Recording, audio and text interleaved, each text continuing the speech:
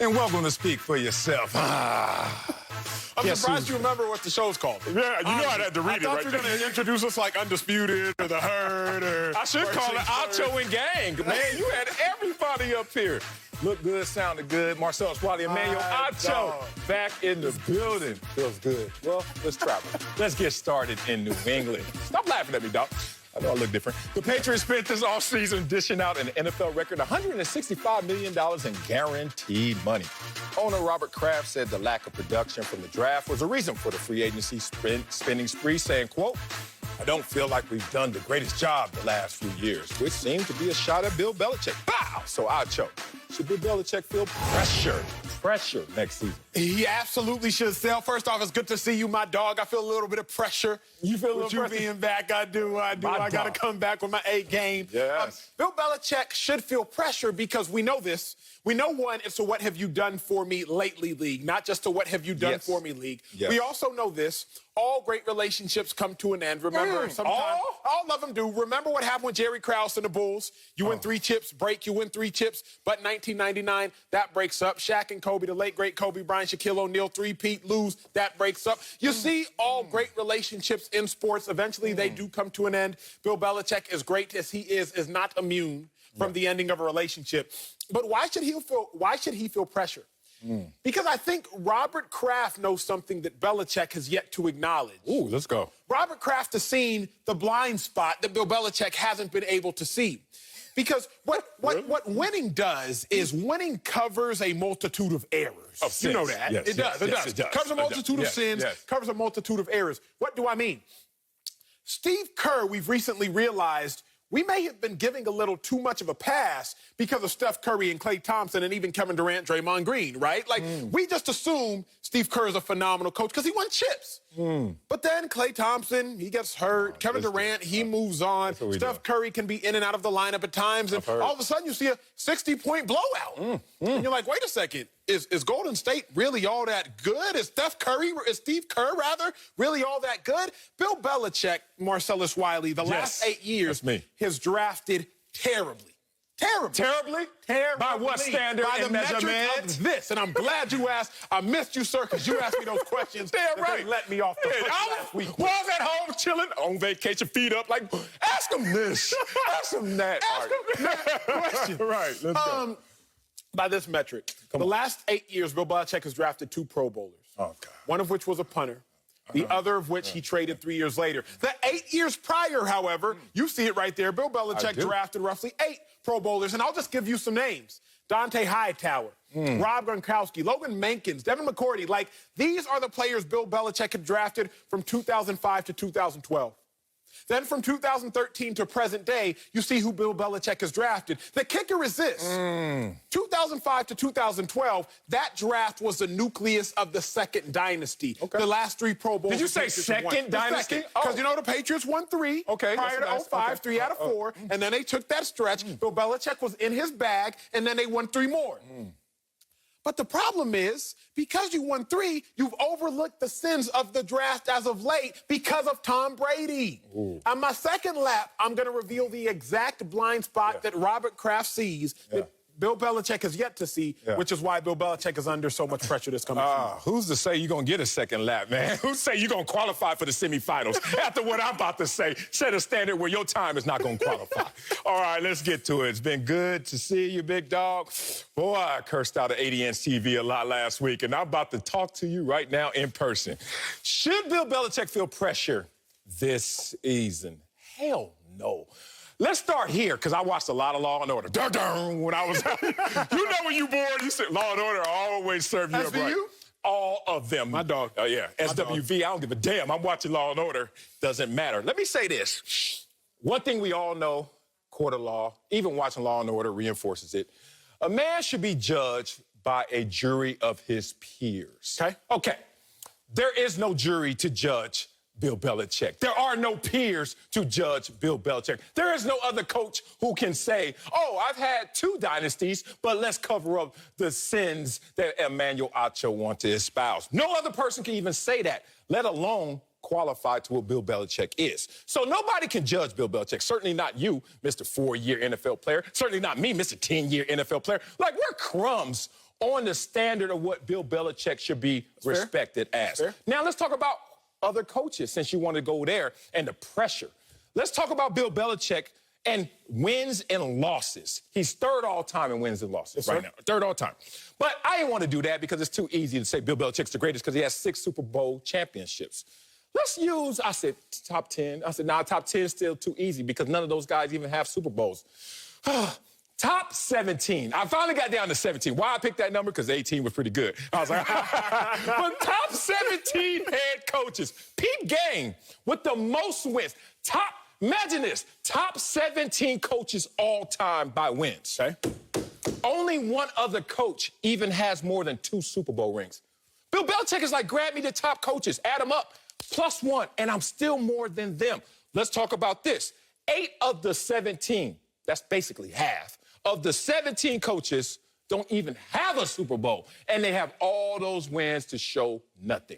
All I'm saying to you is, first, when you talk about the pressure of Bill Belichick, let's make sure you understand how to properly measure it. It's not by Pro Bowls. It's not by the draft. It's about how all of those resources and opportunities add up to the greatest opportunity, which is a Super Bowl championship.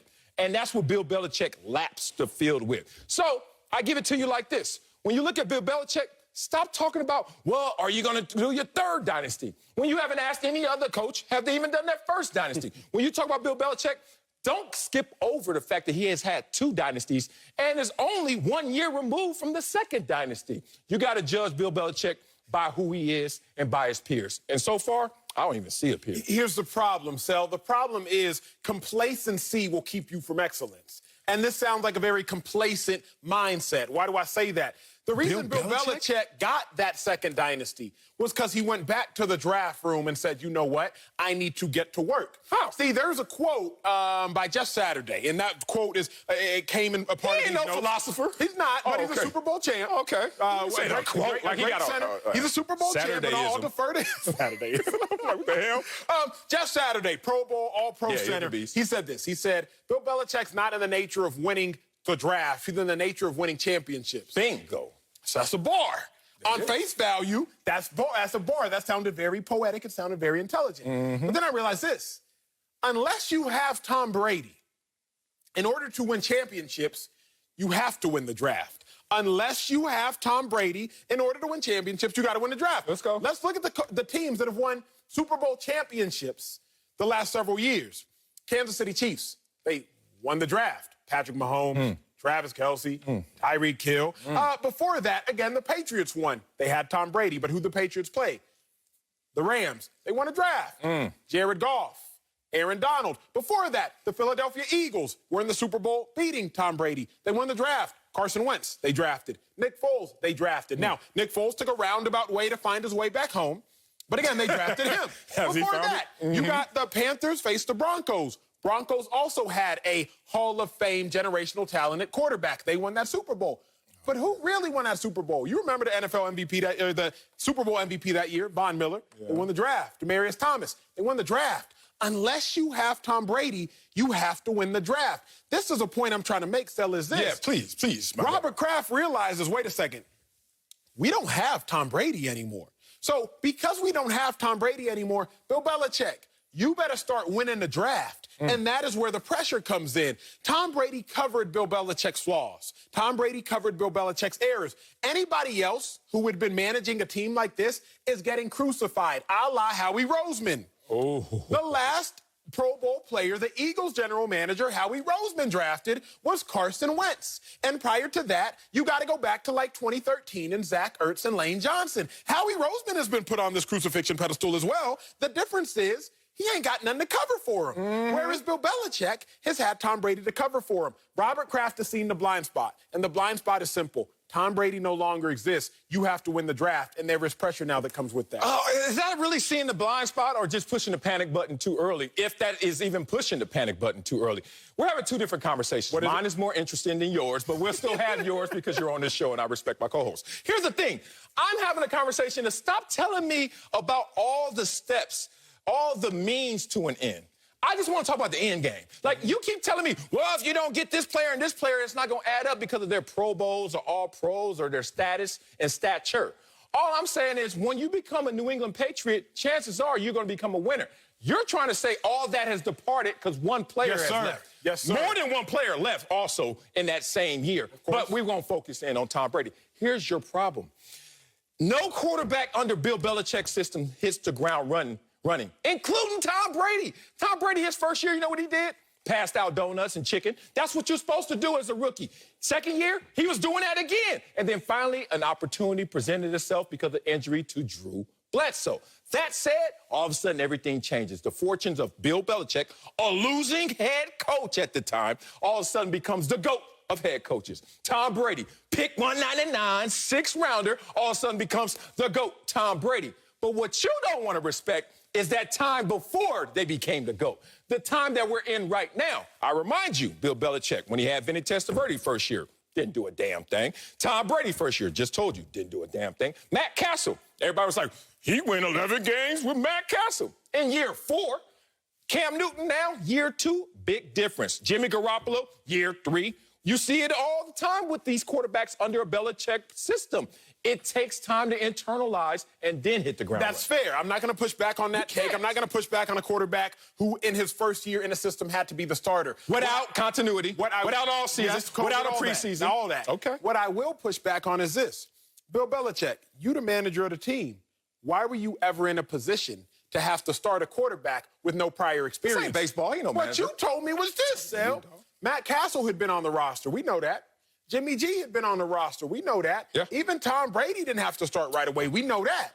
So, Bill Belichick, over the duration of your coaching greatness, you never made this mistake. Over the duration of your coaching greatness, you always had a bullet in the chamber. What mistake? Over the duration, the mistake is this. What mistake? The most important position in the most watched game in the greatest country is quarterback. You know that. I know that. I only played 4 years in the league. You remind me. You only played 10 years in the league. I remind you. I know that in my lesser greatness. The fans at home, they know that. So if Bill Belichick knows the most important position in the greatest game in the greatest country is quarterback, how in the world does he go into a season without the most important position in the greatest game in the greatest country? Robert Kraft is looking like, hey, big dog, that's strike 1. Oh, really? Has to be. You want? You up here? That's strike 1. Okay. Because the other thing is this. Bill Belichick already wanted to replace Tom Brady in 2014. Oh, now we could. Robert Kraft was like, Keep going. What you doing there? So I'm saying this, big dog. If we have seen great relationships come to an end in sports, because that dynasty the Bulls had was great too, and we just watched last year a whole documentary on that, how that evaporated. If we've seen great relationships come to an end, I'm not going to be so ignorant as to think Bill Belichick is immune to an end. You sure you ain't gonna be that ignorant? Yeah, I don't know. I'm about to retort.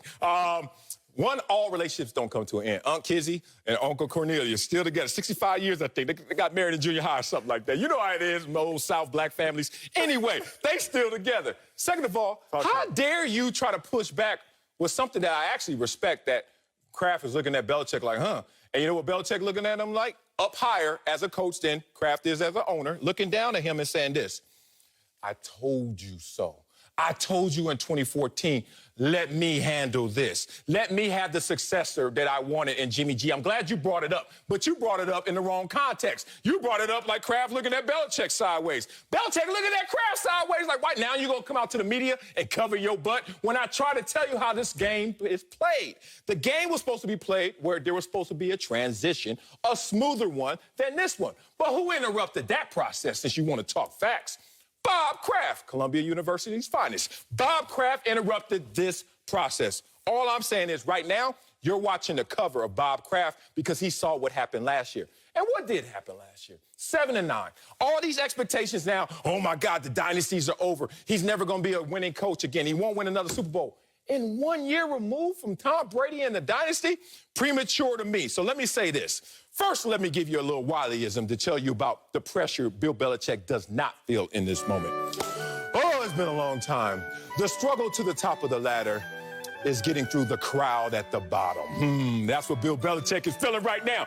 Ain't no pressure for Bill Belichick right now. The pressure was coming from Cleveland and trying to find me a program, find me an organization, find me a quarterback, find me a team, find me a way to success. And he found that. The crowd at the bottom, everyone else let me do it this way. Andy Reid plus Mike Holmgren plus Pete Carroll plus Bill Cowher plus Tony Dungy plus John Harbaugh, all added up together, still need somebody else to have more Super Bowl rings than Bill Belichick. And every one of those coaches I named were great, if not greater than great. And you're looking at Bill Belichick like he feels pressure. The pressure was not being like those guys, just sitting here with one ring talking about how great I am. The pressure is not being up top by yourself, lapping the entire field like Bill Belichick has. That's cute, and that is great, and that is amazing. But the fact of the matter is, businessmen, billionaires don't become billionaires by being nice people. Robert Kraft don't become a billionaire by resting on the laurels of what Bill Belichick did from 2001 to 2000. Facts. Robert Kraft is trying to say, how can I get my next billion? Robert Kraft is trying to say, what can I do next? And here's the sneaky thing about pressure. Oftentimes, you don't know it's there until it's too late. So, at the beginning of this football season, if someone were to say, hey, Doug Peterson will be fired by the end of it, you and I both would have scoffed at that thought. Like, we both would have laughed. You've been to 3 playoffs in the last 4 years. You won a Super Bowl. You won a Super Bowl against the greatest dynasty in the history of football. You wrote a book that Jeffrey Lurie, the owner of the team, forwarded. Yeah. Like, if you and I would have been told Doug Peterson would be gone, we would have scoffed at that. Because we would have been like, oh, that's the dumbest thing in the world. All I'm saying is this. You can only afford so many 7 and 9 seasons, especially when you set the bar at greatness if you're Bill Belichick. He has internal pressure because he's great, and he wants to be greater, and he has external pressure in Robert Kraft. I can't deny both of those pressures at play. What I don't understand with you, and we always have this argument in different forms and fashions, is that you don't respect equity. You just don't respect, you don't. Like, you literally think your house is exactly what you're going to sell it for, huh? Like, right now, there's some equity in there. You can use that as a bump, but you don't even look at it. You ain't going to refi. You're just going to sit there and say, I like my high interest rate. But does equity exist in the NFL? Hell yes, it does. When Flojo set the 100-meter world record at 10:49.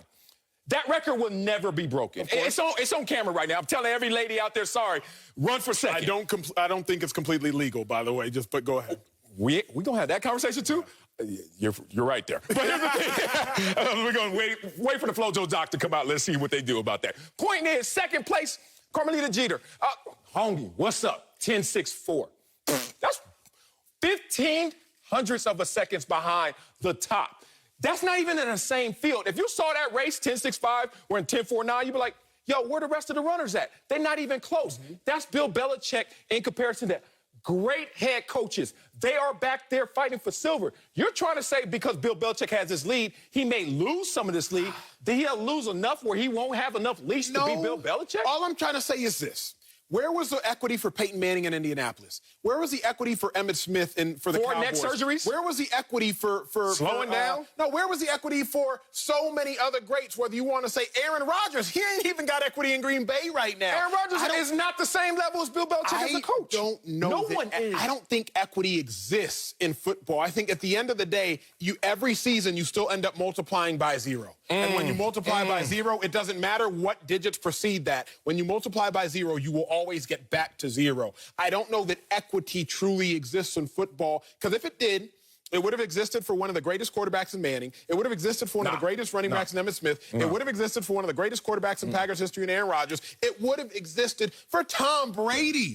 Equity ain't even really exist for Tom Brady. So how does it exist for Bill Belichick? Because Bill Belichick's not a player. I love it. Multiply every player's greatness by 0, like you said. Do that with a coach, you're going to end up with 0. Coaches outlast players. He is the culture. In his worst display as a coach, as a general manager, as you say, they went 7-9, dog, with no players on the field. They played with the JV squad and still went out there. Bet on Belichick, and you bet right. Coming up, LeBron debuted his Space Jam 2 trailer over the weekend. Saw that. But his Lakers have fallen back down to earth. We'll tell you how concerned they should be. But first, Dak got his huge payday, but we'll tell you if the Cowboys improved this offseason. That's next on Speak for Yourself. Let's head to Dallas, where Dak Prescott got the huge long-term deal he was looking for.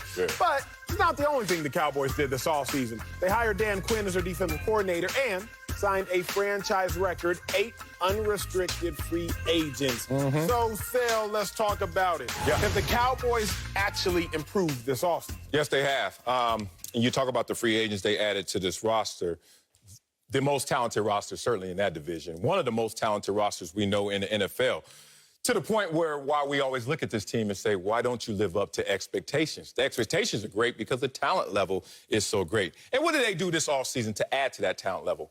At the most important position in the NFL, you told me, the quarterback position. They got Dak Prescott signed. Long-term deal back in the fold. So I remind everyone out there that as we're looking at the Tampa Bay Buccaneers, which was the lowliest franchise in sports history before Tom Brady's arrival, a 7-9 team before Tom Brady's arrival, but fixed the quarterback position, additions elsewhere, and next thing you know, that is a Super Bowl championship team. I'm looking at a parallel between that team in Tampa Bay and the same team we're going to talk about here in Dallas. 7-9 team. Dallas wasn't 7-9, but they were close. They were in a division with a team that did win 7 games and won that division, the Washington football team, which has taken a step back. I'll talk about that later. But let's talk about the forward steps of Dak Prescott and the Cowboys. I remind you that when Dak Prescott was the quarterback for the Cowboys, they averaged 32.5 points last year. That would have been third in the NFL if he would have continued. But let's go back to the year he did finish. They were #1 in total scoring offense, 2019. Okay, so without Dak Prescott, all of a sudden, you only scored 21 points a game, which would have been 24th in the NFL. Completely different offense. Everyone else is playing better with Dak Prescott. You can name them. I got the numbers right here. You go with Zeke. You want to go with CeeDee Lamb. You want to talk about him being second in rookie receptions and yards. You want to talk about how they still have Amari Cooper. All of the assets they have get inflated because Dak Prescott is signed back for this team. So now you have continuity. You have the offseason. You have the preseason. You also have your quarterback with your head coach. It's not virtual. And this same quarterback has set some historical numbers and records in his short career duration with the Cowboys. All that adds up to a successful season for the Cowboys, better than last year, but more importantly, double-digit wins that gets them into the playoffs. I respect the take, but here's the issue at hand. The Cowboys did improve this offseason, but you won't be able to tell. The NFL is goal-oriented. It is not task-oriented. Task-oriented is I am competing against my former self. A goal-oriented task is rather I am competing against everybody else. For example, you and I talk track and field, we can talk track and field. Heptathlon, decathlon, if you will. You were scored based upon a base performance. Yeah. You're not scored. I'm not talking to you. I'm talking to the viewers, but I'm literally talking to you. You're not scored based upon how you beat other people. It's how you do relative to the base performance. Okay. Golf. You're not scored based upon how you beat other people. You're scored based upon how many shots it takes to get it into the hole, simplifying the matter. Football different, though. The only thing that matters in football is how you do relative to the competition. Oh, let's go. So the Cowboys, did they get better this offseason? Sure. But relative to the competition, you won't be able to tell. Finished third in the NFC East last year. Cowboys did get better, but the Giants got more better. The Cowboys got better. That up here? Two brothers up here, more better? The Cowboys did get better. All right. But Washington got more better. Then the Cowboys got better. Not even close. We already know who the Giants added. Giants added Kenny Galladay. We already know they added Adoree Jackson, hopefully a healthy Adoree Jackson. Yeah. Now, Washington, you added a speedster in Curtis Samuel to go along with Terry McLaurin. You also added William Jackson, the defensive back, to the #2 defense in the National Football League already. Now, everybody says the Washington got worse in the quarterback position. Yes. But keep in mind, Alex Smith only started 6 games last year. So assuming Ryan Fitzpatrick plays more than 6 games, plays 10 or so games, Ryan Fitzpatrick is better to me than Dwayne Haskins and Kyle Allen and that hodgepodge. So did the Cowboys improve? Yes. But we won't be able to tell because they didn't improve as great a rate as the other team. Damn, I didn't want to do this to you so early, man. I still want to go kumbaya with you, but let's go here. Let's start with the Washington football team since you want to talk about them. Since they won the division, and everyone's like, oh, they're going to improve because they got Ryan Fitzpatrick. And I believe in Fitz. You know, Ivy League, Harvard, respect to my dog, Fitz magic. But there is an illusion to his magic. Absolutely. His Fitz magic. Going into year 17. Yes, I think I have on record 14 of his 16 years he's had starts. And he's only been above 500 3 times. In 14 years? Good Lord. Every place he's been. I love you, Fitz, but you did go to Harvard, so I got to shoot you a little bit. Every place he's been, loser in terms of his quarterback win-loss record. Okay, but then Okay, I give you the 10-win season that he had, 10-6 season. Yay. The other two were 2-1 with Tampa Bay in 2017. Remember that? Or last year. Oh, where'd he go? 4-3. Hold on, you're trying to tell me he's not going to be a guaranteed winner, and then he probably won't even finish the season, whether it's because of injuries or, more importantly, because of lack of production. But they got better. The same Washington football team that was the third worst total offense last year. Oh, they got better. The same Washington football team that only got 2 playmakers on offense for really in a bad offensive line. Gave up 50 sacks last year. They got better, though, because they got Fitzmagic. Boy, stop. Okay, let's talk about the Giants. Oh, the second worst scoring offense and total offense. But they got better, too, huh? How? You don't believe in Daniel Jones. I actually do. But now you're going to sit up here trying to win a take and say that you think the Giants got better. Oh, my God. Look at this. Bad offensive line as well. Eagles, first-time head coach. You told me you didn't mention the Eagles. You heard in my lap. You're not nowhere in my take. I mentioned the Eagles. Hey, I'm just trying to shoot whoever going to come through this door, too. Everybody got to go in this one. But the point is, dog, the Dallas Cowboys are the best at the most important position, and more importantly, they have the most talent, especially offensively. There's no way anybody in this division, as they proved last year, can stop a healthy Dak Prescott. Bro, I can't agree, and the reason I can't agree is because history says otherwise. Like, what's crazy is, somebody gave this take. It might have been Joy gave this take. Carson Wentz gets the most credit of any player that never won an MVP. Dak Prescott gets the most credit of any quarterback that hasn't won more than 2 playoff games in a run. Like, it's astronomical. No, Deshaun Watson. Okay. And when we go, but they in the same conversation. Chill. Not yet, huh? Not yet. This is bigger than wins and losses. Yes. Deshaun. Okay, go ahead. Man. It's astronomical, the credit Dak gets. To Zoe Marcellus, he's like 60-5 as a starter. Yeah, I hear you. He's 20-17. Better than his last 3 seasons. Better than Dak Prescott won 13 games in 2016. Then he won 9. Then he won 10. Then he won 8. Then he went 2-3. So even with Dak Prescott, the Cowboys are still roughly 500 the last 3 years. 20-17. So again, yes, Dak Prescott is head and shoulders above the rest of the NFC East as far as quarterback. Head and shoulders above. Good job. But he can't be it's not like he's immune from being undermined by a great head coach. We saw that last year.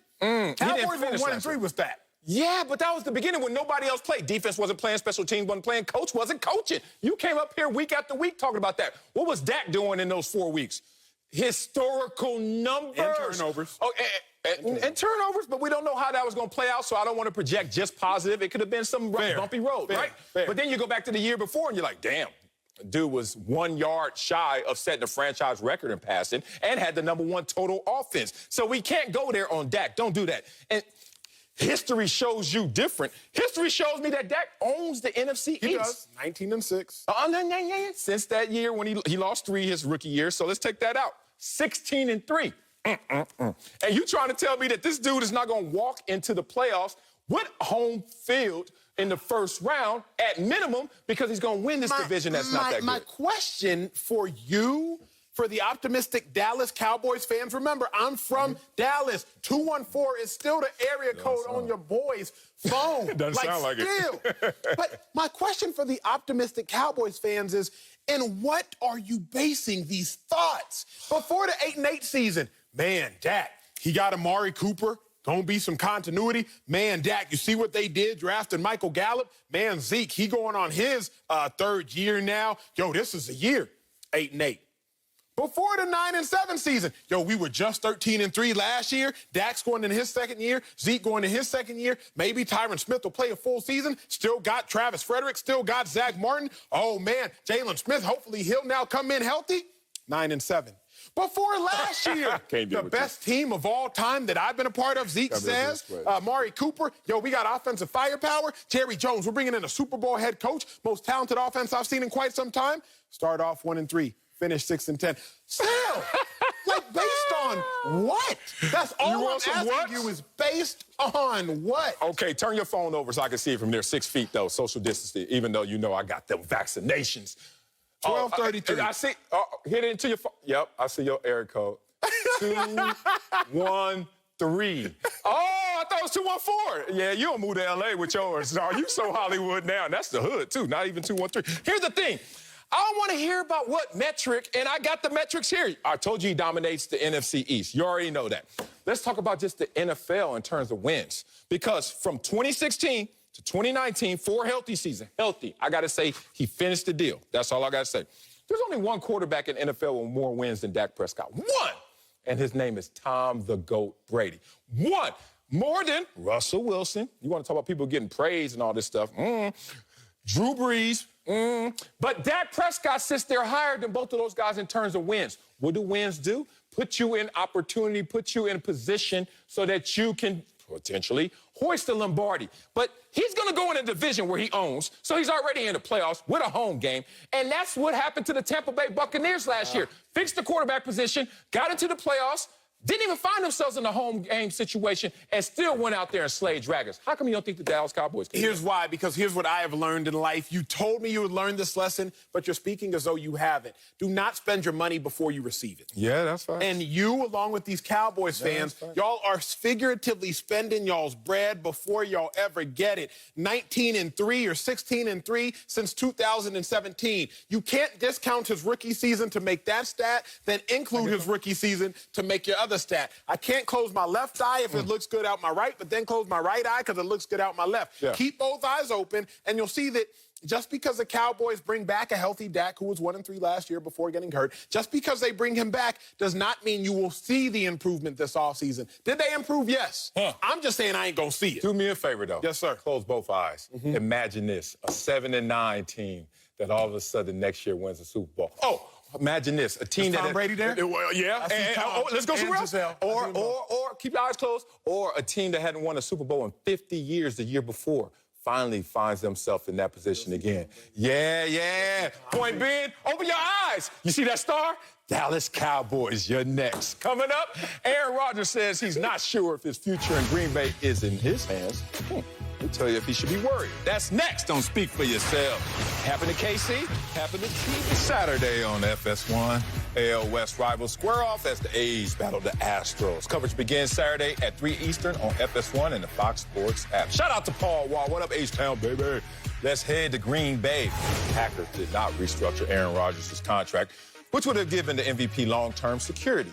Rodgers' time with the Packers has been in question since they drafted Jordan Love last year. He was asked recently about his future, saying, so far, it's definitely been my team. I said last year I didn't know that was actually possible to be able to finish there. I still feel that's kind of where we're at. I don't know that a lot of that is in my hands. I guess we'll just kind of see as we go.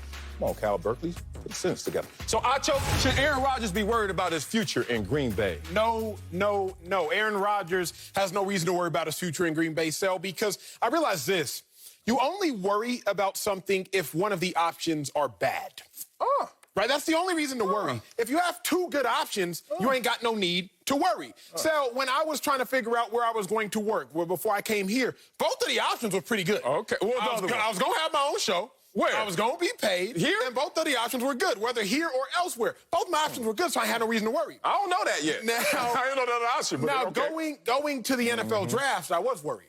Because you could go somewhere like Scottsdale, Arizona, nice weather, it's nice out there. Or you could go somewhere like Cleveland, right? Like, your options, one could be bad. If you're Aaron Rodgers, you have no reason to worry because both your options are good.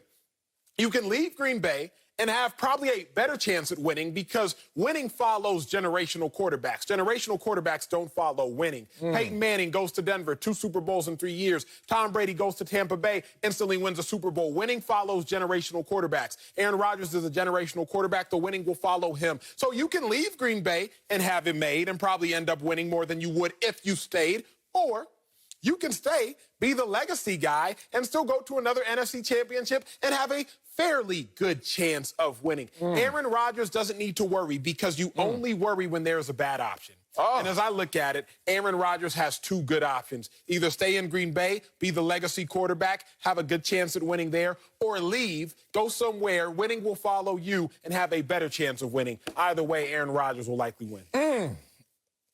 I'm digesting that take right there. As I say, yes, Aaron Rodgers needs to worry. I'm trying to see if there's a counter to what you really said to make me change my point.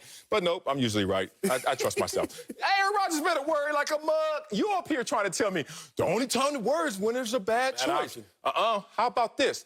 There's a time to worry when it's not an ideal option. Or worse, not a good option. There's a large gap between bad and good or ideal. And that's what I don't think you're making the distinction of. There's two types of winning in the NFL. Mm-hmm. There are teams and players out there that win a lot of games. Dak Prescott just brought it up. And then there's winning it all. And Aaron Rodgers is like caught between, I'm trying to win it all, and damn, this organization won't pull in the same direction as I, so we could just keep winning games to get to winning it all. I talk about this. Where is a team 13-3 in the NFC Championship game, lose that game, walk off the field, huddle up and say, you know what we need to do this offseason? Just one more weapon, just one more guy, just a little more spark, whatever it may be, and we can do something. And then they draft in the first round, by moving up, a backup quarterback. Bruh. It's crazy. Dog, I don't know what to call that. All I know is it reminds me of when I have bath time for my kids. You know, I got 3 little ones, so sometimes it slips my mind to put the stopper in the bathtub. So I start the water, then I go get their towels, I go get their drawers, MJ drawers, you don't want to see these. So I go get their drawers, all this stuff, I'm running around getting the pajamas, everything. Then I come back 5 minutes later looking at the water, thinking it's going to be all the way at the top. It's at the bottom still. What the hell? Because I didn't put the stopper there. This organization is letting all the water out that Aaron Rodgers is pouring into this cup for this team to go out there and be successful. The only reason they're 13-3 and 13-3 the last 2 years is because of Aaron Rodgers largely. And then you're not going to support him, but more, you're going to undermine him by giving him a backup that's not going to touch the field anytime soon or certainly in any meaningful way to help them get over the hump. So Aaron Rodgers is getting tired of just winning. He wants to win it all. Unfortunately, doesn't seem like his organization wants to do the same thing.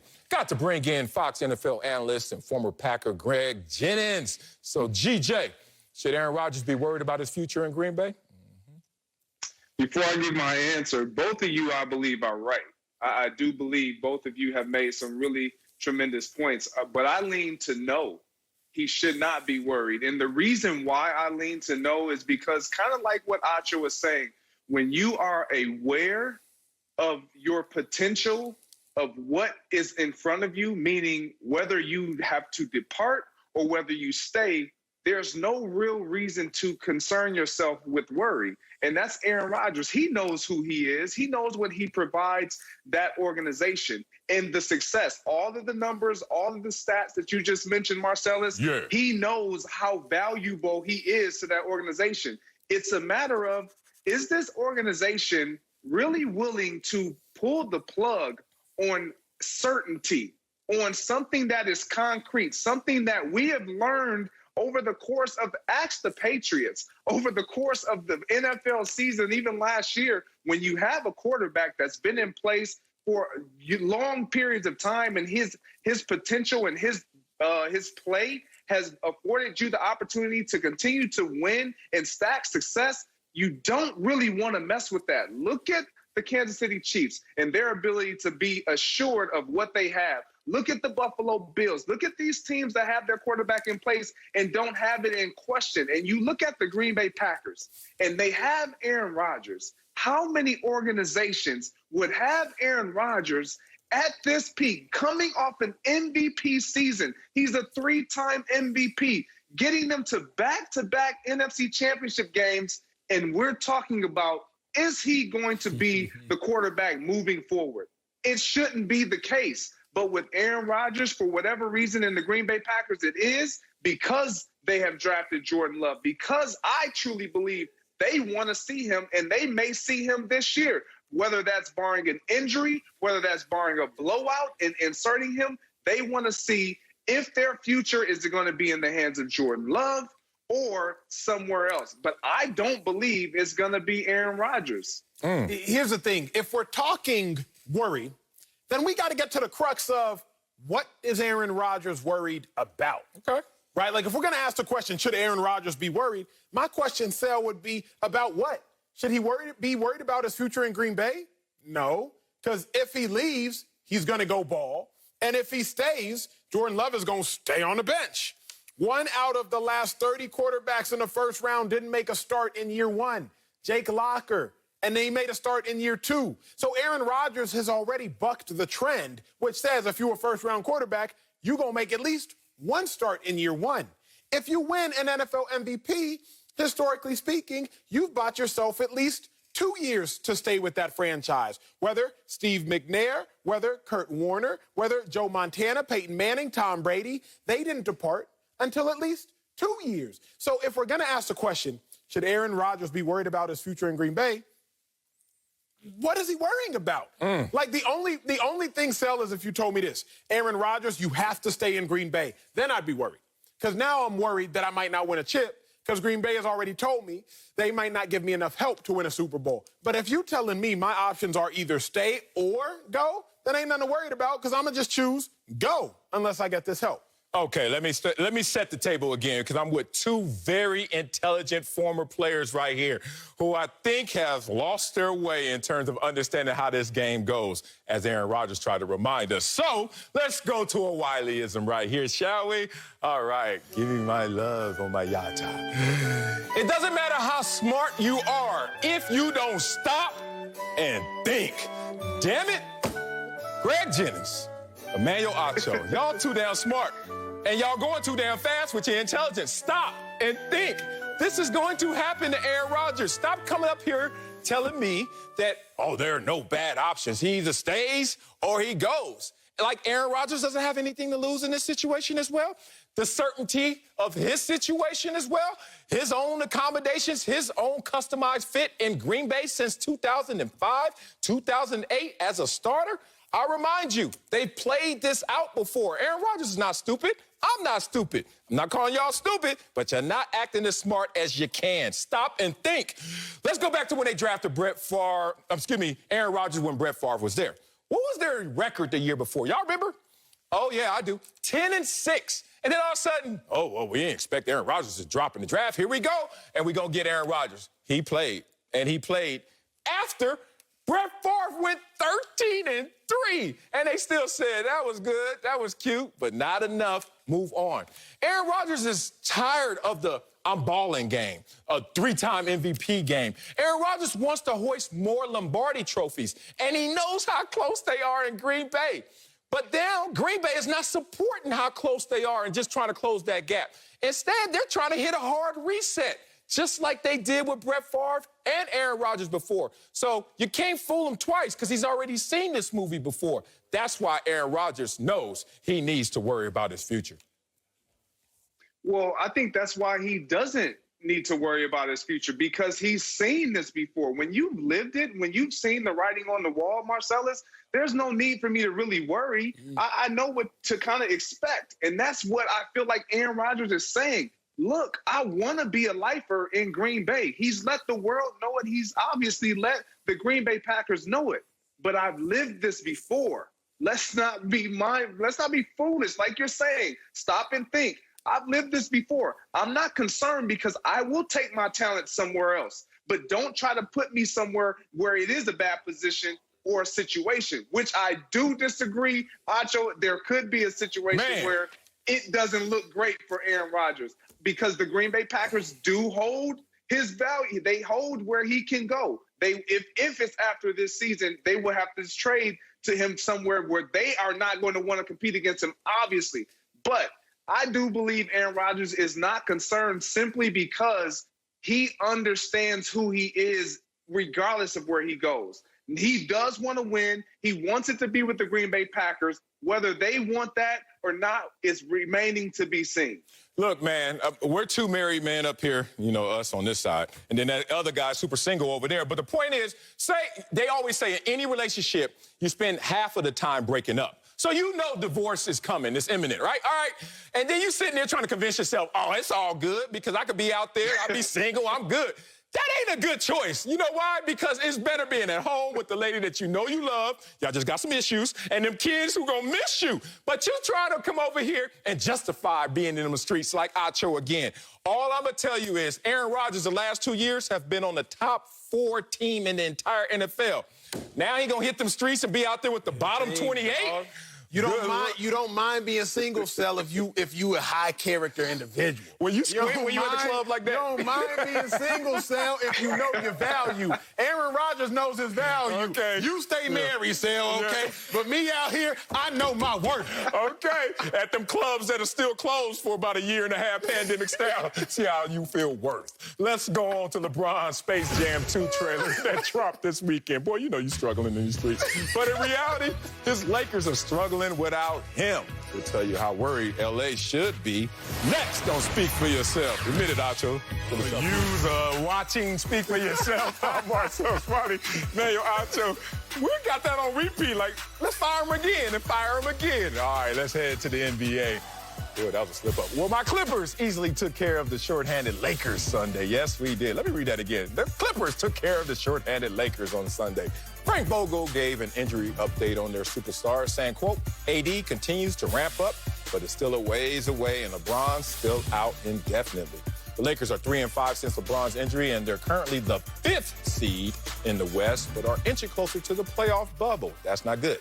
Joined now by Fox NBA analyst Slick Rick Bucher, but Acho, how concerned should the Lakers, your Lakers, be right now? Big dog, they should be incredibly concerned. As concerned as Paul Pierce when he woke up on Sunday and realized his Instagram Live was not to close friends, but actually to the world. Oh. Like, that level of concern is where the Lakers should be at. Sal, how do you sign Andre Drummond, who's going to give you 15 and 15? He's supposed to come in and at least save the day momentarily. And then my dog go out with a toenail injury.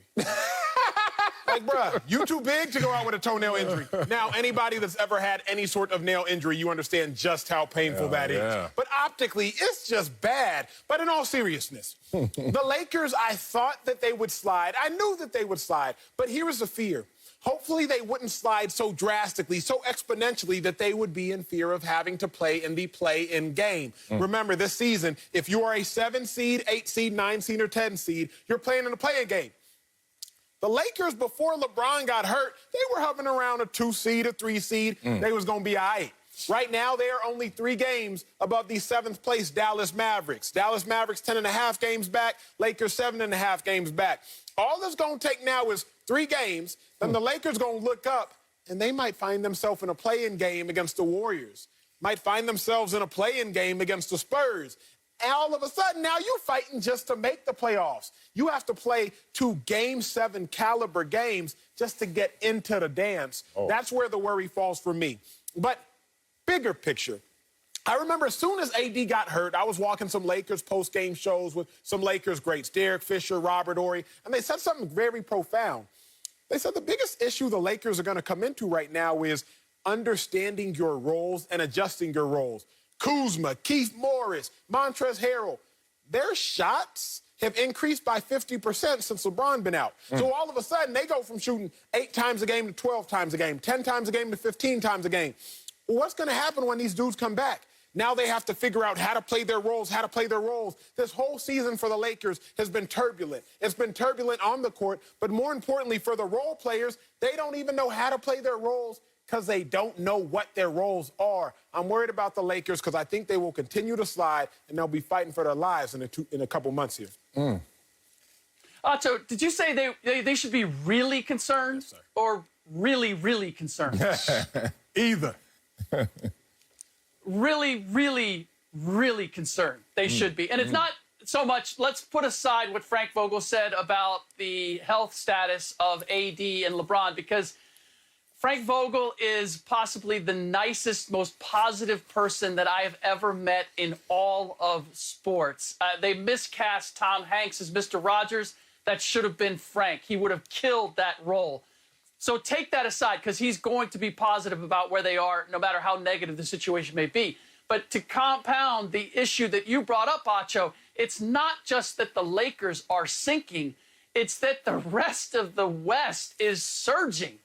Full screen, please, so that I can demonstrate exactly the difference. There's one team that is headed south, and everybody else is headed in the other direction.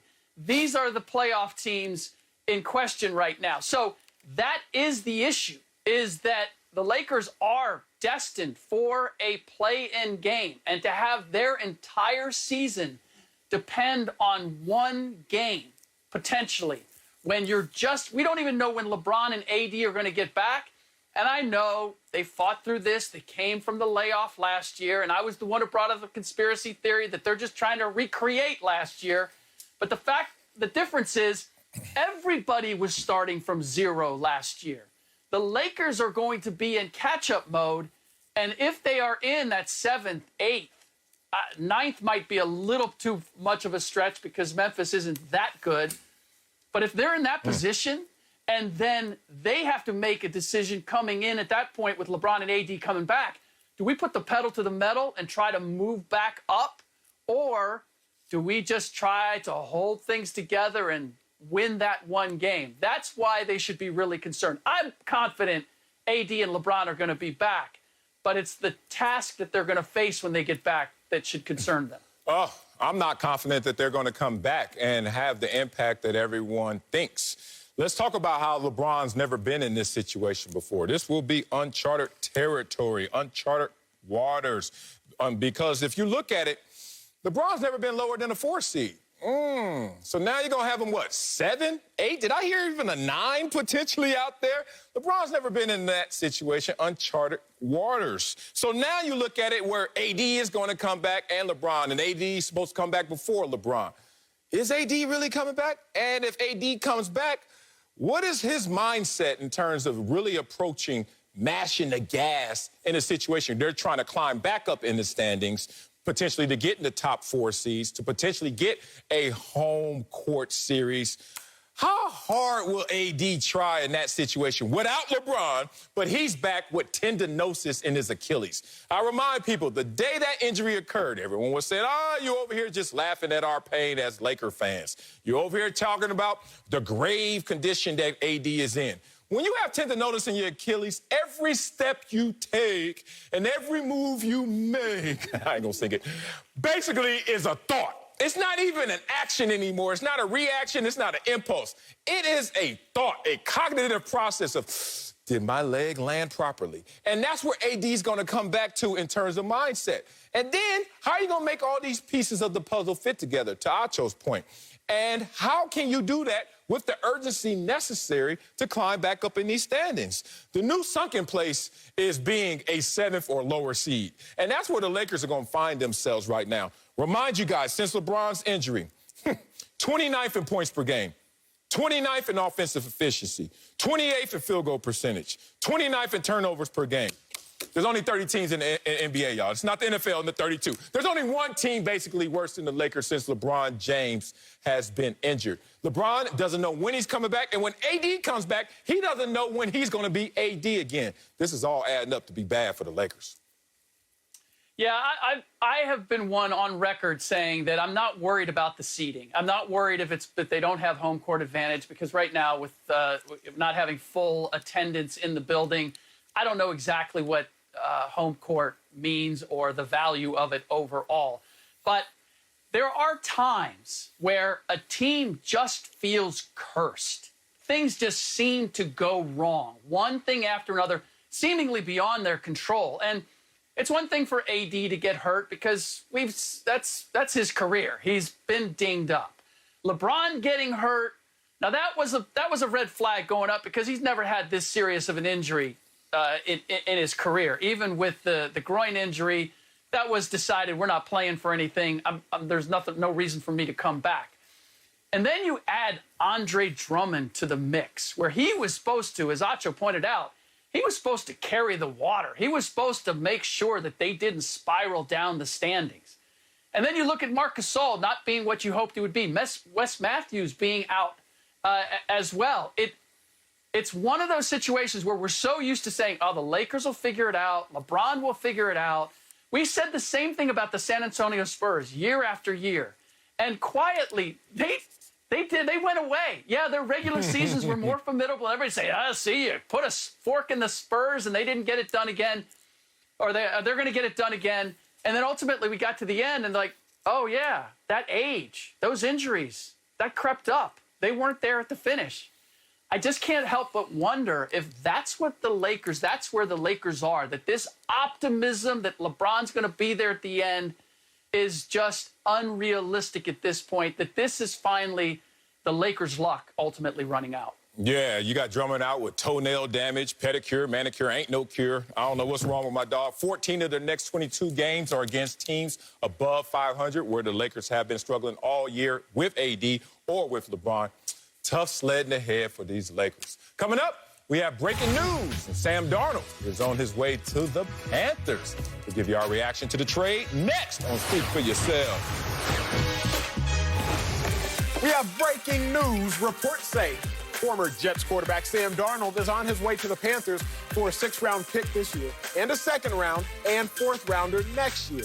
Darnold's name has been in trade talks since the Jets have the 2nd pick in this year's NFL draft. So, Marcellus, what's your reaction to Sam Darnold heading to Carolina? Good for Sam Darnold. I think it's going to be 2 questions answered at one time. One is, was he a product of his environment? Or will he produce in his new environment? And will he produce in his new environment? Because I think a lot of evaluators, myself included, thinks that Sam Darnold got a raw deal playing for the Jets, especially playing for Adam Gase and that Adam Gase effect, which is a negative effect typically on some of these offensive star players. That said, I'm looking at a situation in Carolina where you look 5-11. Teddy Bridgewater, I don't know what you did to anybody in that organization, but boy, I haven't seen somebody's name and game dragged through the mud more so than Teddy Bridgewater as an afterthought in terms of their plans going forward. But in their plans going forward, as we know, offensive coordinator Joe Brady sits there. He looks around. He's like, look, Teddy ain't it. Now, who is out there that is it? Sam Darnold, obviously one of the players. I used to see Sam Darnold play almost weekly when he was here at USC covering the games. And I used to watch him. And, you know, the whole USC stigma of quarterback was always in your head when you watch me like, is he going to be another one of those? Mark Sanchez. And then I was like, now, Sam Darnold looks different. But then he goes to the Jets, and he didn't look that much different in terms of what his win-loss percentage was, his passing yards per game, 35th. How you 35th in anything in the NFL when there's only 32 teams? You know how. When you're not a guy that's playing up to standard. Now, it's all on you, Sam Darnold. I think the opportunity is right for him to do well in Carolina. I don't think it's a team that's close, but certainly it will be beneficial for Sam Darnold to shine out there. I agree with that take. I'm going to say this. It's a huge win for Sam Darnold, and I think for the first time I've seen Joe Douglas make a move that I question. Let me tell you first, huge win for Sam Darnold. Remember Joe Brady, offensive coordinator for the Carolina Panthers. Joe Brady was the offensive coordinator at LSU when Joe Burrow had the historical season that broke all the records. The same Joe Burrow that couldn't beat out Dwayne Haskins at Ohio State transfers to LSU, and now he goes crazy because of Joe Brady. Keeping in mind, Joe Burrow is actually older than Sam Darnold. So give Joe Brady a young quarterback that has skill sets, that has the tangibles and intangibles that he can mold, and I think Sam Darnold will go ball like we all thought he could when he was made the number 3 overall pick just a few years ago. Yeah. Now, why is it a suspect move for the Jets? Because quarterbacks that are forced to start immediately always struggle. Whether it is, let me not say this, they don't always struggle, they don't necessarily maximize their potential. Whether it's going to be Justin Fields or Zach Wilson, now they're going to have to be thrust into the starting lineup right away. I said this before, I'll say it again. Last year's NFL MVP, Aaron Rodgers, he sat for 48 weeks before becoming the starter. The year before that, the MVP, Lamar Jackson, he sat for 9 weeks before becoming the starter. The year before that, the MVP, Patrick Mahomes, he sat for 15 weeks before becoming the starter. The year before that, the MVP, Tom Brady, he sat for 18 weeks before becoming the starter. The last 4 NFL MVPs have sat before being thrust into the starting lineup. So who was the worst quarterback last year statistically by passer rating? The man we're talking about now, Sam Darnold. He was thrust into the starting lineup right away. Huge win for Sam Darnold in that now he's coupled with Joe Brady, but I question the Jets because now that talented pick they will take with the number 2 overall pick will be forced to start right away. And when you are forced to start right away, that doesn't necessarily guarantee you long-term success, although it looks like success in the short term. Yeah, I mean, it may not be that deep. First, you got to just pull yourself out of this bad situation if you're the New York Jets. And also put some focus on Adam Gase. Do or die for you, Adam Gase. Ryan Tannehill, much better player without Adam Gase. We can see it. 93 passer rating to 110. Devontae Parker, better player without him. Jarvis Landry, Kenyon Drake. Sam Darnold started seeing ghosts with Adam Gase as his offensive coordinator, head coach mindset. And that was a problem for Sam Darnold because he couldn't figure it out in this situation, in this circumstance. So then, usually in that situation, you're doomed. You become what a Josh Rosen became in the same draft. Remember Josh Rosen bounced around?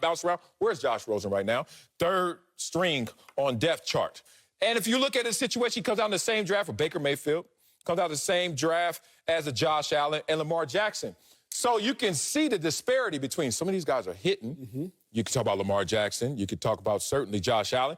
And still questionable Baker Mayfield, but looking like a hit potentially. And then there's Rosen and Darnold. Rosen, for all intents and purposes, people are like, yo, I don't even know if he's ready for this situation upstairs. Sam Darnold seems like he's fully into this moment, fully invested, but it just was the bad situation. Absolutely. So sometimes the seed can't take root because of the soil. Oh. And the Jet soil is not the type of soil to cultivate. Let's go there, Sal. Because at least in football, I'm a fervent believer that the environment more so dictates the outcome necessarily than the product itself. At least in football. I believe so in life, but we don't have a football conversation. Let's do it. Baker Mayfield looked average at best prior to this season. Mm-hmm. But remember Baker Mayfield prior to the season. His first coach was Hugh Jackson, who was 1-31 the previous 2 years before Baker Mayfield took over. Okay. Then Baker Mayfield has a coach in Freddie Kitchens, who has half a year being an offensive coordinator before becoming a head coach.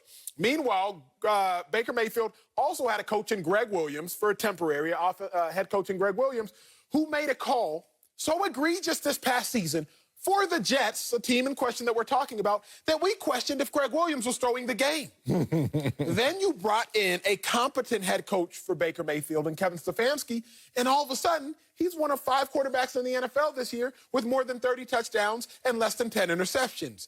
A coach can really make a player blossom. We've gone in an era of a day and age, Sal, where we put too much blame on players. Oh, this dude sucks.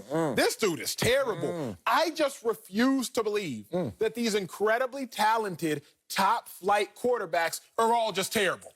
I think they go to terrible organizations. So I refuse to believe that a quarterback like Sam Bradford was just that bad. But no, when you go to organizations like the Rams that are that bad at the time, all of a sudden, Sam Bradford can look that bad. I refuse to believe that Jameis Winston was just all that bad. But when you go to an organization like you mentioned in the Bucs that hadn't won since 2002, all of a sudden you can look that bad. So a quarterback like Sam Darnold, you saw him. I was a college football analyst for 4 years prior to coming on this show, so I watched him in great detail. Sam Darnold was a dude. Now, he had some dudes with him, but he was a dude. All of a sudden, big dog, he's seeing ghosts. Worst passer rating in the league. That's not all on Sam Darnold. The Panthers will have a quarterback of the future, especially with Joe Brady. Now, the Jets really the team that people got to figure out, like, man, how long are they about to struggle? Because I think Sam Darnold is great now in good hands, and I think the Panthers are in better hands. Wow, so many things are going to get answered with this. The Jets, can they turn the page, flip the page, and actually find the quarterback that they're really desiring that can affect the win-loss column? Adam Gase, are you really a head coach or not? Like, this year is going to be telling in terms of that. But also, Sam Darnold, are you better than your circumstance? Are you greater than your greatest excuse? Your greatest excuse before was the New York Jets, that roster, that team, your head coach. But that's all gone now. You're in a situation where you can blossom, where you can go out there and do some things. It takes me to conversations we used to have as players, and I have a different ego in terms of being a football player. I have a tremendous ego when it comes to being a person of character, like as a father, as a brother, as a husband, etc. But when it came to being a football player, I ain't had the same kind of ego as I saw a lot of my teammates. That didn't make me better or worse, actually. But I used to look at situations and address them like this.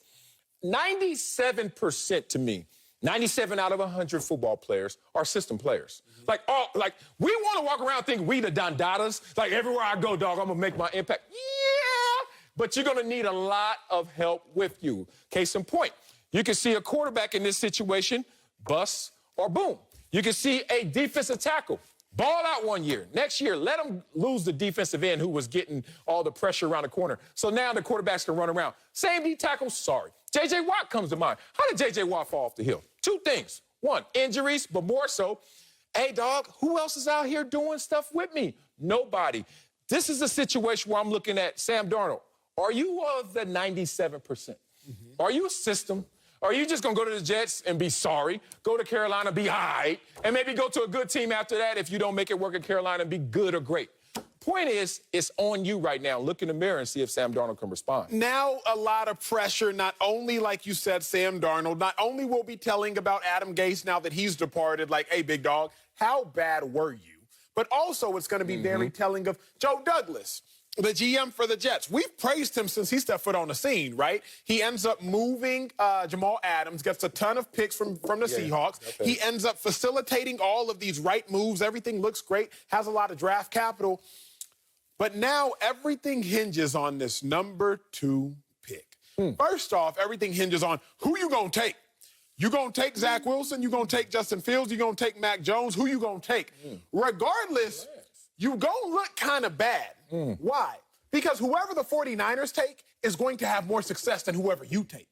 And it's not because of your quarterback, but it's more so because whoever the 49ers take is instantly going to succeed. So whoever you take is now going to be compared to someone who will immediately produce greater. Why does that matter? Let's talk big picture. Mitch Trubisky, 25-13 his last 38 games. Dak Prescott, 20-17 his last 37 games. Why has Mitch Trubisky been drugged through the mud for so long? Mitch Trubisky, Pro Bowler 2018. Dak Prescott, Pro Bowler 2018. Mitch Trubisky, more playoff appearances or just as many as Dak Prescott these last 3 years. Why has Mitch Trubisky's name been drugged through the mud? Because Mitch Trubisky has for so long been compared to Patrick Mahomes, same draft class, been compared to Deshaun Watson, same draft class. So whoever the Jets take with this number 2 overall pick is forever going to be compared to who the Niners take at number 3 and also who the Jags will take in Trevor Lawrence at number 1. Joe Douglas, his future, as the general manager for the Jets, it truly lies in this decision, which is why I think so risky. So risky to go all in on a quarterback either at BYU that didn't play any Power 5 games this year or a quarterback in Justin Fields. But either way, Joe Douglas, you just put your whole future on a rookie quarterback. To me, that's interesting. How about this? All of that was interesting. Let's put a cherry on top. Will the 49ers take the lead in this situation just like they followed when you saw with Carolina? You trade away if you're the Sam Darnold and the Jets, you give them away, right? Are the 49ers going to sit there and try and give away Jimmy G? You think that could happen? That's a good point. I don't think it's that I don't think it will happen. I think it's a good question. Here's why I don't think it will happen. Number one is this. The Jets played themselves, and I'm glad you went to this point. The Jets played themselves. If y'all were going to trade Sam Darnold, trade Sam Darnold before the Niners make their move. Why? Because when the Niners trade up to get that number 3 overall pick, we all knew the Jets drafting a quarterback. We all knew the Jets was drafting a quarterback because the Jets would have made the move instead of the Dolphins. So when the Jets don't trade the number 2 overall pick, we all like, boom, y'all drafting the quarterback. Okay. If we know you drafting a quarterback, Jets, you want to know who just lost his value? Sam Darnold. Sam Darnold is worth more to a team that needs him, is worth more than a second and a fourth and a sixth. He's worth more than that. But you want to know when I know he's not worth more than that? When you going to draft a rookie quarterback.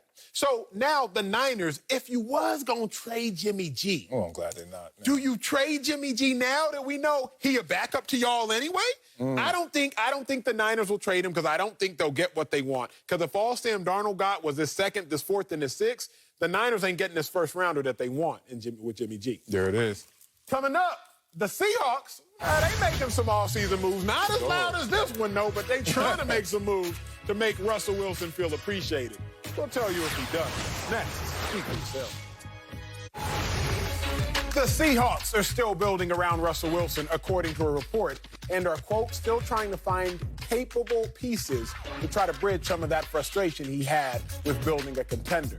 One of those pieces could be Antonio Brown. Russ wants him on the roster, and reports say Seattle could swoop in if he does not go back to Tampa. So, Sal, let's talk through this one. Should Russell Wilson feel appreciated in Seattle? He better. Yes, he should. Oh, God, man. People younger than me just don't have perspective. And maybe because they haven't lived as long as me, or maybe they just don't know which way is up. Golly, Russell Wilson Talking about being born on third base and thinking you hit a triple. That's who Russell Wilson is. Russell Wilson didn't make any waves in Seattle. He caught the wave in Seattle. Let's talk about the Seattle Seahawks when they drafted Russell Wilson in the 3rd round. Remember that, Matt Flynn paid him? Russell Wilson, you weren't even supposed to be the starter. You became the starter because you are a baller. But like I said before, 97% of the league are system players, system ballers, whoever you want to say. And 3% are the ones that can make it happen no matter where you put them. I don't know where Russell Wilson really falls in terms of 97 or 3%. Now, is he a top 3, top 5 quarterback? Absolutely. But is he a part of that rare air 3% that could go anywhere and do it? I don't know. I give it to you this way. Before he got there, they were out there, and Tavares Jackson, rest in peace, was their quarterback. And then they looked around and said, this ain't it. This ain't it. Let's go get Russell Wilson out there, Matt Flynn. Let's address the quarterback situation, obviously. And then you know what happens? That defense that was 7th, and they were like, still we can't get over the hump with Tavares Jackson. Changed the quarterback position. Became number 1 that year. Number 1 the next year. Number 1 the next year. And number 1 the year after that. They saw a bump also in total offense from 23rd to top 10 with Russell Wilson. Great. But we also gave you players, Russell Wilson. Feel this appreciation. We gave you guys like a Marshawn Lynch. We've given you guys over the years all the way to now DK Metcalf and Tyler Lockett. You could go Golden Tate, Jimmy Graham, Doug Baldwin, Chris Carson, etc. We've given you players on your side of the ball. We've given you enough protection for us to win a Super Bowl and to return the 2nd year. We've also given you the running game. We've also given you top defenses. And what we have to show for it, as you would say, this is not achieving properly. 1 Super Bowl ring out of all of that success surrounding Russell Wilson. So my point is Russell Wilson needs to look in the mirror and feel that he needs to demand more of that guy versus pointing the finger in the blame game that's going on in Seattle. Yeah, that's fair. Russell Wilson should feel appreciated, sure, but should he feel respected? No. Oh, you're just going to change the question? Appreciated, okay. Yeah, because at the end of the day, like, appreciated, yeah, you're right. He came in, he got 4 number 1 defenses. 4. In a row. Number 1 defenses. 1. And then back that up with a number 3 defense. So first 5 years in the NFL, Russ, you had a top 5 defense. Come on, man. Aaron Rodgers had a top 5 defense, won in his 13 years as a starter. He gave them a Super Bowl. Like, Russ, you had a top 5 defense 5 times. You only gave them 1 Super Bowl. So, like, let's call a spade a spade. Yeah. Now, if we're going to talk about clubs and if we're going to talk about hearts, let's talk about hearts. Let's talk about love. Should Russell Wilson feel respected? No, because respect in the NFL is tied to money. Has he been paid twice? Yes. But is he out of guaranteed money at the end of the season? Oh, that's on you and your contract terms, brother. Yes, you got paid twice. That's fair. But who do we see restructure their contracts this year? Brady done restructured. Yep. Even Mahomes done restructured. Aaron Rodgers didn't. Aaron Rodgers didn't, and we just talked about him 3 blocks ago. Yeah. So Russell Wilson, I don't think he should feel respected. The other reason is this, Sel. People who respect you, they listen to your advice. You know MJ, he 5? Your 5-year-old? Yeah, he 5, but he built like he 50. Right, MJ, your 5-year-old. Oh, man. If he was like, hey, Dad, you know what? I think you should lead the show with this. You'd probably be like, stay in your lane, young MJ. Like, give it a little bit. You didn't like the A block today? That was his. But somebody whose advice you respect, you might be like, you know what? You're probably right. Russell Wilson, he said, I'd love to have Antonio Brown on the team. They said, stay in your lane. Russ, we didn't ask you all that. Just go out there and throw the football. Stay in your lane. Damn right. Tom Brady said, you know what?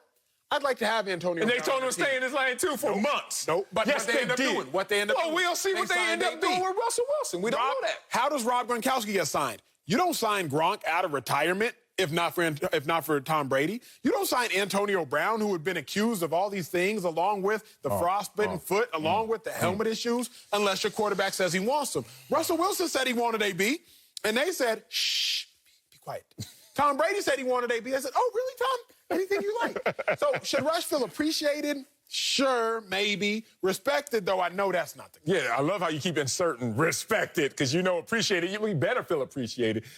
The worst than shh is, hey. You're like, whoa. Be careful. Hey, stop talking about AB. I don't want to hear it.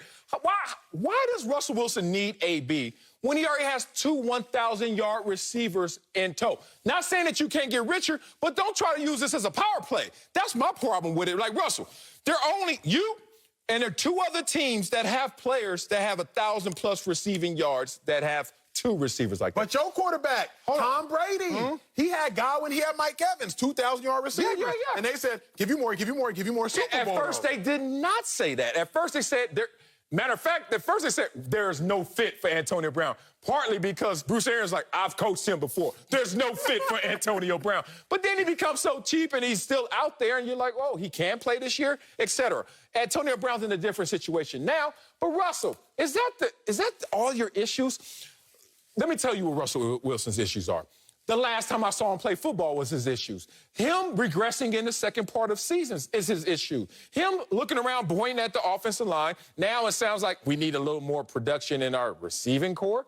When only two other teams can even talk, the Chiefs and the Panthers, speaking of Sam Darnold, are the only other teams that can say they have two 1,000-yard receivers. You know the last time I saw Russell Wilson?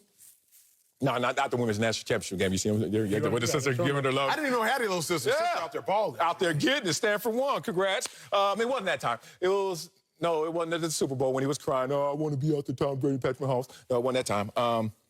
It was at a war show. No, it wasn't that time. Oh, it was the time he threw a pick six. It was the time where he was out there throwing for 40% completion percentage. It was the time he only threw and completed 11 passes.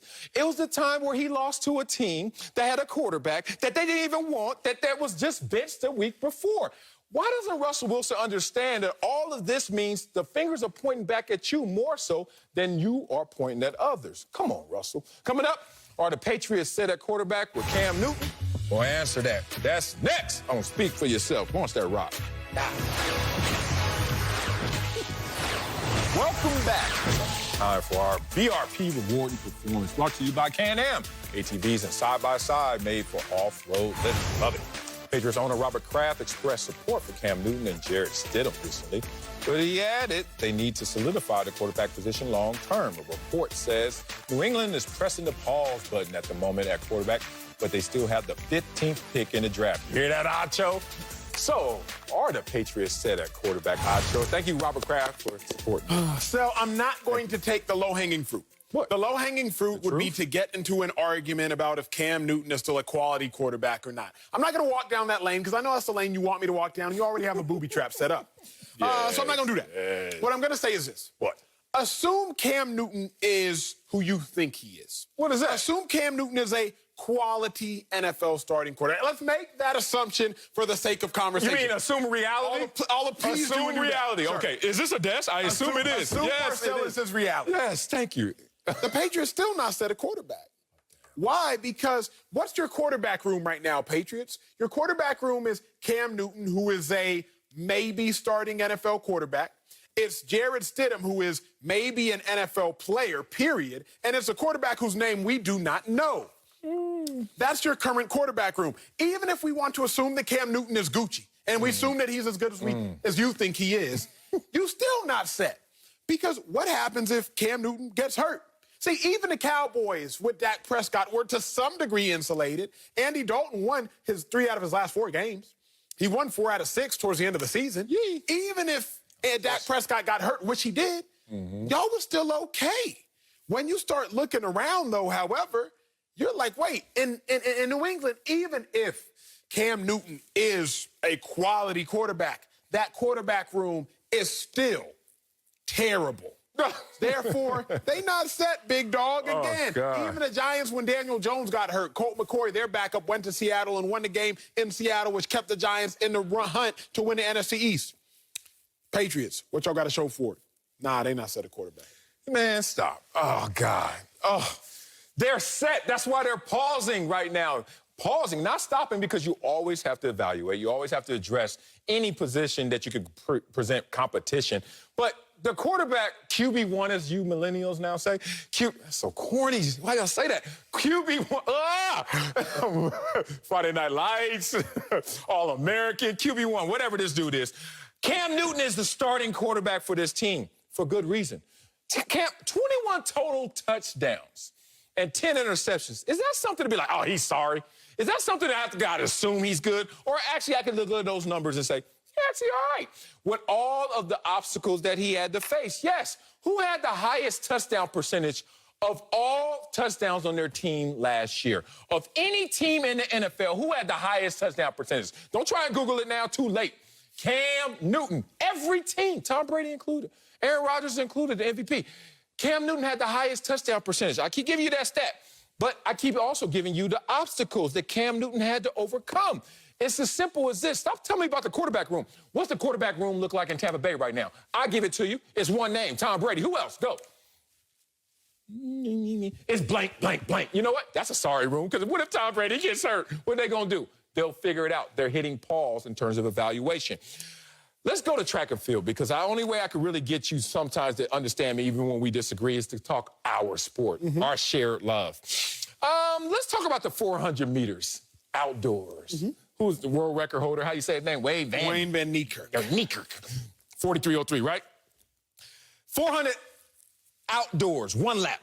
What's the 400 hurdle world time? Hurdles, obstacles, adversity. Cam Newton, opt-outs. New England.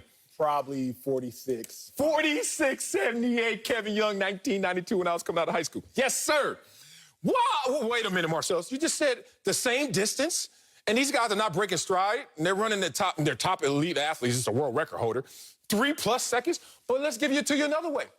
How about what's the world record indoors for the 400 meters? What's that record? You know that? Yeah, I thought you liked track. You just like it when it's your take. 44.52. Michael Norman, right down the street there at USC sometimes, training. My point is this. That's the same distance. But if you put obstacles in the way, everything slows down, everything gets more difficult. Even if you don't put obstacles in the way, you just say, run that course differently. No preseason, no offseason. Oh, my God, virtual learning for Cam Newton. You're not going to perform optimally, so stop using that against Cam Newton. Here is the only problem, Sal. We talked about this in the beginning of the show, and I love when things come full circle. The NFL is goal-oriented. The only thing that matters is how Cam Newton does in perspective to how everyone else does. 7 and 9. You gave me phenomenal 400-meter analogies. I love all of that. No, but the fact of the matter is, everybody had a shortened offseason. Fact of the matter is, everybody had to deal with COVID presence. Did everybody catch COVID? The COVID like Cam did? presence. The fact of the matter is, they all ran the same race. It went in him. And when they... It went in him. It didn't go around him. They all ran the same race. And when Cam Newton ran the race, he finished up, not in last place, but he definitely wasn't in first. Coming up, the 49ers, they want something to do with the first. That's the first-round quarterback to replace Jimmy G. They also want a first-round pick for Jimmy G. But is he worth all that? That's next. Speak for yourself. The 49ers... Hello? You want to read? 49ers moved up for the third-round pick in the draft. I was on strike for 3 seconds. But a report says they're not overly eager to trade their quarterback, Jimmy Garoppolo. But they would move him for the right price. Another report says the Niners' asking price is a first-round pick for Jimmy G. So, Marcellus, I know Jimmy G is priceless to you. You don't damn right. Say his name right. Jimmy G. Q. But is Jimmy G worth the first-round pick, sir? Hell yeah, he's worth a first-round pick. Jimmy G, all he does is win, win, win, no matter what. Now, the problem is when he's healthy. Now, Jimmy Garoppolo is a guy, you're talking about getting drugged through the mud. And I understand when you say, look, the guy has injury concerns, so that's why we drag him through the mud. But it seems like there's more than that. It seems like people actually want to poke at his performance or his capabilities. Or you can't do it all with Jimmy G. You really can't? You mean you can't go to the Super Bowl in his first full year as a starter? Oh, yes, you can, because they actually did. But now they're trying to close the gap between Jimmy G leading that 49ers team to a fourth-quarter lead and closing that gap and trying to find another quarterback. Instead of just saying, hey, Jimmy G, stay healthy. We know we can finish the deal with you. Like, injury concerns is not enough to get rid of Jimmy G or to think that much less of Jimmy G. I'll give you the same Bay Area example I saw years ago with Steph Curry.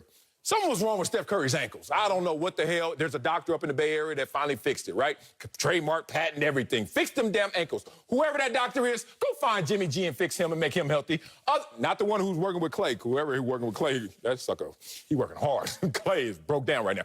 But whoever fixed Steph Curry ankles, fix Jimmy G's body, his lower, high ankle sprain, whatever you want to call it, and let this dude do what he does, which is win games. Kyle Shanahan is not Kyle Shanahan without Jimmy G. I don't know what's going on in the 49ers organization, but if they're not putting all of their resources to support Jimmy G, they're doing themselves a disservice. That's fair. Jimmy G is worth a first-round pick, but it's exclusively dependent on two things. What? The organization and Jimmy G's health. I love when the shows come to fruition, and my points do as well. I got a full screen, and this is how you know your boy was on track to something, because there are teams that should absolutely trade for Jimmy G, and teams that should consider it. Let's start with the considerate side, because I had the Panthers and I had the Broncos. And we knew the Panthers needed a quarterback, and we had the breaking news that the Panthers just traded for Sam Darnold. So they should obviously no longer consider it. The other team that should consider it is the Denver Broncos, because the Denver Broncos, they don't draft early enough to get a QB.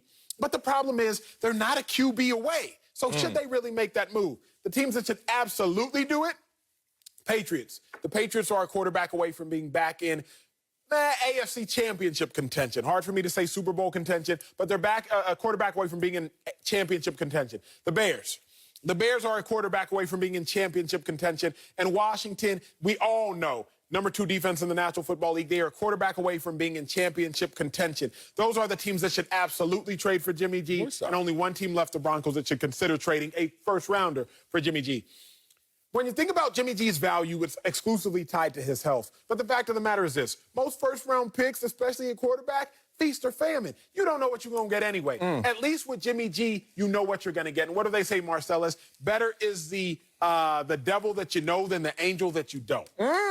Jimmy G is the devil that you know. You know his injury history. He's first-round pick quarterbacks, the Mac Joneses, the Trey Lances, the Justin Fields, the Jack Wilsons. They are angels, but they're angels that you don't know. That's the kicker. Thank you. Sam Bradford got traded, first-round pick. Jimmy G better than that. Carson Palmer, better than that. Jay Cutler, better than that. Yeah, he's worth a first-round pick. That was an easy question. Here's the thing.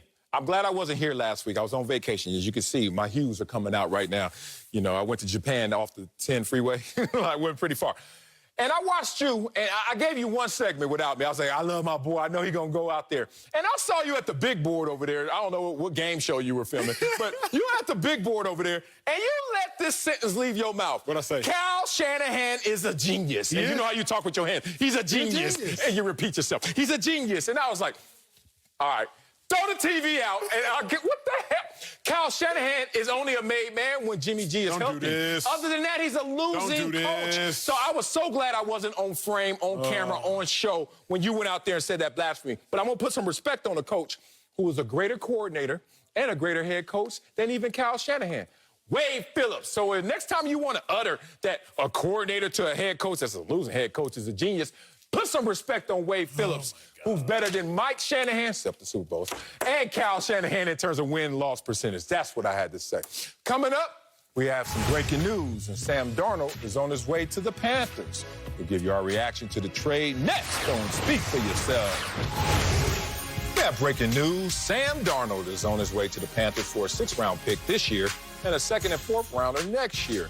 Darnold was 13-25 in his 3 seasons with the Jets. So, Acho, what's your reaction to Sam Darnold heading to Carolina? I think Sam Darnold is the biggest winner of all parties. When you think about it, Sam Darnold's the biggest winner, and then you have the Panthers, and then you have the Jets, and somewhere down there is a loser, is Teddy Bridgewater. Sam Darnold hasn't had a 1,000-yard receiver in a couple of years. Sam Darnold has not had a 1,000-yard rusher in a couple of years. And now you're going to give Sam Darnold Christian McCaffrey, one of the best running backs in the league, but he's one of the best running backs because what he can do as a receiver. Quarterback's best friend is an easy outlet target. Trust me, I know, having played linebacker. But you're also going to give Sam Darnold 2 1,000-yard receivers, his former teammate Robbie Anderson and DJ Moore. What is that? One of only 2 teams in the National Football League that had 2 1,000-yard receivers is the Carolina Panthers. Expect Sam Darnold to be the most improved player in the National Football League next year.